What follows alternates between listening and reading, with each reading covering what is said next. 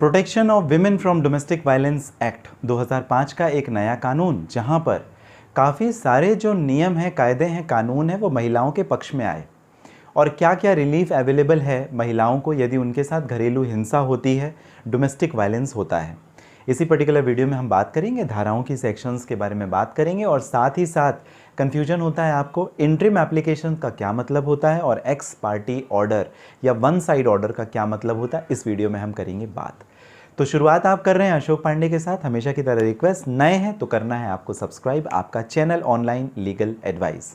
चलिए शुरुआत करते हैं और बात करते हैं कि क्या क्या रिलीफ्स अवेलेबल हैं अग्रीव पार्टी को।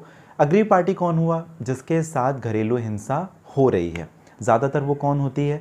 महिला होती है, शादीशुदा महिला होती है। शादी के बाद अपना घर छोड़ करके दूसरे घर जाती है। उसे मालूम नहीं रहता कि वहाँ का माहौल कैसा है, लोग कैसे हैं, वहाँ का परिवेश कैसा है। तो इस हिसाब से उसे शुरू में तो थोड़ी दिक्कत आती है एडजस्टिंग की, और जो जिस घर में गई वहाँ के लोग कई बार उसे नापसंद भी कर सकते हैं। हो सकता है ये पति की तरफ से हो या ससुराल वाले की तरफ से हो। तो ये जो सदस्य हैं, एक दूसरे की अनबन जब टकराव शुरू होता है, और कई बार कई जेन्युइन केसेस होते हैं जहाँ पर घरेलू हिंसा महिला के प्रति की जाती है। तो इसी कानून के तहत जो protection of women from domestic violence act 2005 का कानून है, इसी कानून की कुछ धाराएं हैं, बहुत महत्वपूर्ण धाराएं हैं, सेक्शंस हैं, जहाँ पे बताया गया है कि जो विमेन है, जो महिला है, जो बहू है, उसके पास क्या क्या अधिकार हैं। सबसे पहली बात, शिकायत कौन कर सकता है? शिकायत महिला कर सकती है। कहाँ पे करेगी? जो प्रोटेक्शन ऑफिसर होता है उसके पास में करेगी। हर एक एरिया का प्रोटेक्शन ऑफिसर होता है, सरकार निर्धारित करती है कौन होगा। अगर नहीं है तो आप अपने नज़दीकी पुलिस स्टेशन में भी शिकायत कर सकते हैं, और फिर भी नहीं है तो खुद से या अपने वकील के थ्रू आप शिकायत दर्ज करा सकते हैं protection of women from domestic violence act की। अब इस पे क्या क्या ऑर्डर दिए गए हैं? सबसे पहला प्रोटेक्शन ऑर्डर, दूसरा रेसिडेंस ऑर्डर, तीसरा मॉनेटरी रिलीफ्स, चौथा कंपनसेशन, और पांचवा कस्टडी, छठवां इंटरिम और एक्स पार्टी ऑर्डर्स के बारे में भी ज़रा हम करेंगे बात। सबसे पहला जो प्रोटेक्शन ऑर्डर होता है, जो कि धारा 18 protection of women from domestic violence act 2005 के कानून में धारा 18 को बताया गया है, इसके बारे में ज़रा करते हैं जिक्र। प्रोटेक्शन ऑर्डर का मतलब ये है कि आप कोर्ट क्यों गए, आप पुलिस स्टेशन क्यों गए, आप प्रोटेक्शन ऑफिसर के पास क्यों गए? इसलिए गए क्योंकि आपका पति या ससुराल वाले या रिश्तेदार आपको परेशान कर रहे थे। तो अगर वो परेशान कर रहे हैं तो अब आपके पास ऑप्शन है कि आप उस जगह को, उस घर को छोड़ करके चले जाओ, तो भी वो लगातार हो सकता है फ़ोन कॉल या किसी और इनडायरेक्ट या डायरेक्ट वे से आपको परेशान करते रहें।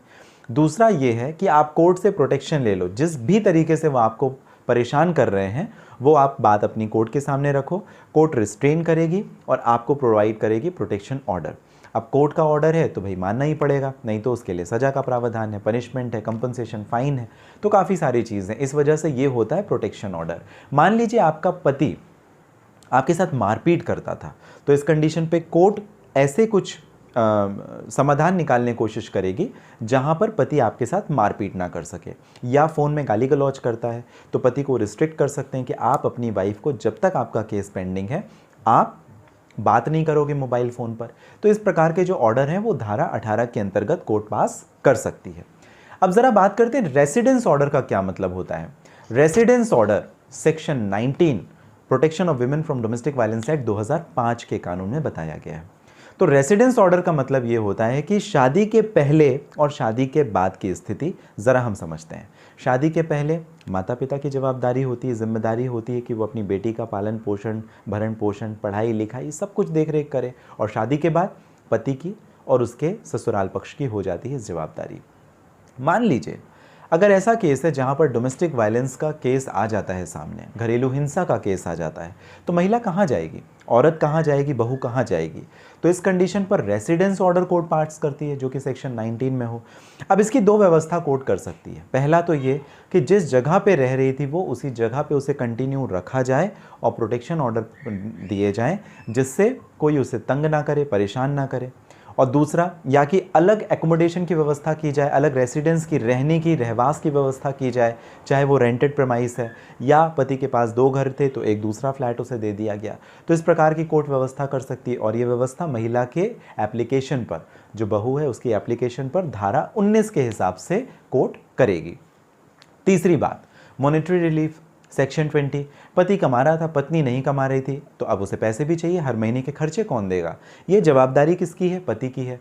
तो यदि वो घरेलू हिंसा करता है तो मॉनेटरी रिलीफ्स भी अपनी वाइफ को देने पड़ेंगे, और ये जो रिलीफ्स हैं वो सेक्शन 20 के अंतर्गत देने पड़ेंगे, तो इसे हम कहते हैं मॉनेटरी रिलीफ्स।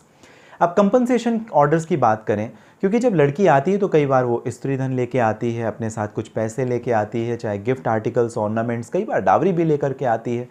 तो अगर आपने किसी लड़की की ज़िंदगी ख़राब कर दी, आपने अपनी पत्नी की ज़िंदगी ख़राब कर दी, तो उसके जो डैमेजेस हैं, कंपनसेशन है, मुआवजा है, वो किसे देना पड़ेगा? वो आपको देना पड़ेगा। तो इस हिसाब से जो कंपनसेशन ऑर्डर्स हैं वो सेक्शन 22 में बताए गए हैं, धारा 22 में बताए गए हैं, the protection of women from domestic violence act 2005 के कानून में। तो कंपनसेशन हो गया। कस्टडी ऑर्डर, बच्चे हैं, अब बच्चे की कस्टडी किसके पास रहेगी? बच्चा 2 साल का है, 3 साल का है, तो कोर्ट इसकी व्यवस्था करेगी कि बच्चा माँ के पास में रहे और जो फादर है विजिटिंग एक्सेस राइट मिले। तो जो कस्टडी ऑर्डर है, बच्चों से संबंधित, बच्चों का नुकसान नहीं हो, कोर्ट ये भी ध्यान रख सकती है, और ये ध्यान जो रखेगी वो धारा 21 के हिसाब से रखेगी, 21 के हिसाब से रखेगी। तो हम लोगों ने बात की कि आखिर क्या होता है कंप्लेन फाइल करने के बाद, किस सेक्शन में क्या लिखा गया है, क्या बताया गया है, और किस तरीके की रिलीफ या रेमेडीज़ अवेलेबल हैं जो महिला है जिसके साथ डोमेस्टिक वायलेंस हो रहा है। तो मैंने आपको protection order section 18, residence order section 19, monetary relief section 20, compensation order section 22, custody order of children section 21, protection of women from domestic violence act के बारे में आपको मैंने बताया। इंट्रिम, बीच में जब तक केस चल रहा है, बीच में जो ऑर्डर पास किया उसे इंट्रिम रिलीफ बोलते हैं। एक्स पार्टी, महिला ने, विमेन ने, बहू ने एप्लीकेशन दी, लेकिन उसके बावजूद जो अपोजिट पार्टी है वो कोर्ट में उपस्थित नहीं हो रही है, सेक्शन 23 का यदि हम जिक्र कर लें तो उसे हम लोग एक्स पार्टी ऑर्डर करते हैं। तो कोर्ट इंतज़ार तो करेगी नहीं, समन इशू करेगी, नोटिस इशू करेगी, वारंट इशू करेगी, फिर भी कोई नहीं आया तो एक्स पार्टी प्रोसीड कर देगी। तो इसे हम कहते हैं एक्स पार्टी ऑर्डर, मतलब बिना अपोजिट पार्टी दूसरी पार्टी को सुने कोर्ट ने जो ऑर्डर पास किए उसे कहा जाता है एक्स पार्टी ऑर्डर। और इंट्रीम ऑर्डर का मतलब जब केस चल रहा है, केस को चलने में अब लगेगा समय 1 साल, 2 साल, 6 महीने, जितना भी, तो इस बीच में जो ऑर्डर्स हैं, चाहे वो आपको compensation, monetary relief, residential, protection order या कस्टडी ऑफ चाइल्ड कुछ भी हो, धारा 18, 19, 20, 21, 22 के हिसाब से, तो कोर्ट आपको प्रोवाइड करेगी। आपको ये जानकारी कैसी लगी कि कितने प्रकार की जो रिलीफ्स हैं वो अवेलेबल हैं the protection of women from domestic violence act 2005 में? आपके कुछ प्रश्न आप कमेंट बॉक्स में पूछ सकते हैं। मुझे बताइए आपको वीडियो और जानकारी कैसी लगी। साथ किसी परेशानी के लिए करना चाहते हैं आप बात, बिल्कुल कर सकते हैं। इस वीडियो के डिस्क्रिप्शन में है लिंक, जहां से आप डायरेक्ट अपॉइंटमेंट बुक करके मुझे कर सकते हैं बात। आप सभी जो हमेशा की तरह कीमती और महत्वपूर्ण समय आपका मुझे देते हैं, आप सभी का बहुत धन्यवाद।